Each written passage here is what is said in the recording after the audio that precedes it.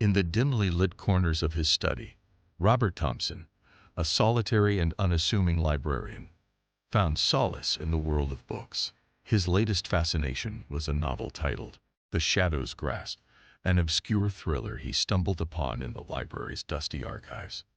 The book, authored by an unknown writer, spun a tale of mystery and murder, set in a town eerily similar to Robert's own quiet community.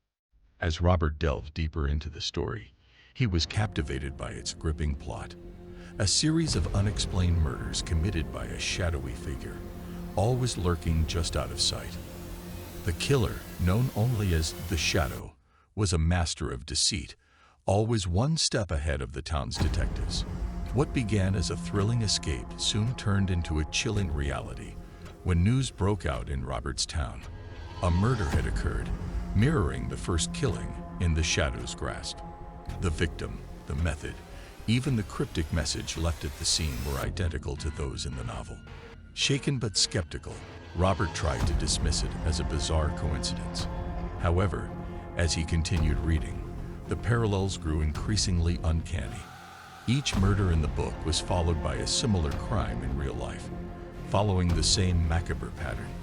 Fearing for his own safety and sanity, Robert decided to skip to the end of the novel, hoping to uncover the identity of the Shadow and possibly prevent further deaths. But the last pages were maddeningly missing.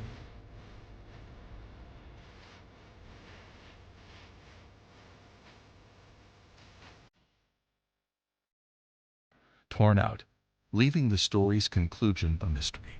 As the town spiraled into fear and paranoia, Robert became obsessively determined to solve the puzzle. He delved into the library's records, seeking any clue about the book's origin or its mysterious author, but his search turned up empty. The situation escalated when Robert received an ominous note at his doorstep, written in the same style as the Shadow's messages in the book. It read, "You cannot escape the plot you've read." Panic set in, and Robert barricaded himself in his house, convinced that he was the next target. The tension reached its peak one stormy night when Robert heard footsteps in his house.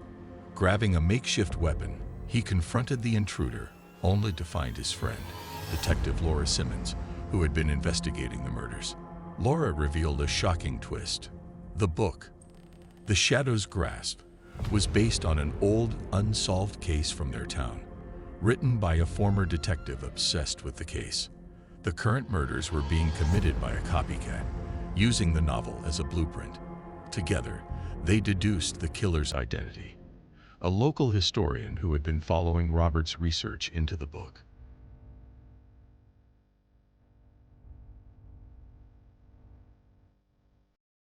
Confronting him, they managed to overpower and apprehend him just as he was about to strike again.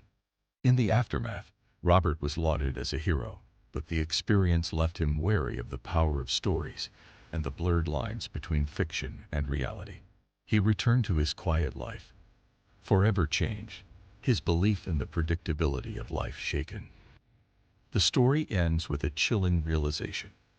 Sometimes, the stories we immerse ourselves in can become all too real, their narratives escaping the confines of pages to rewrite our lives.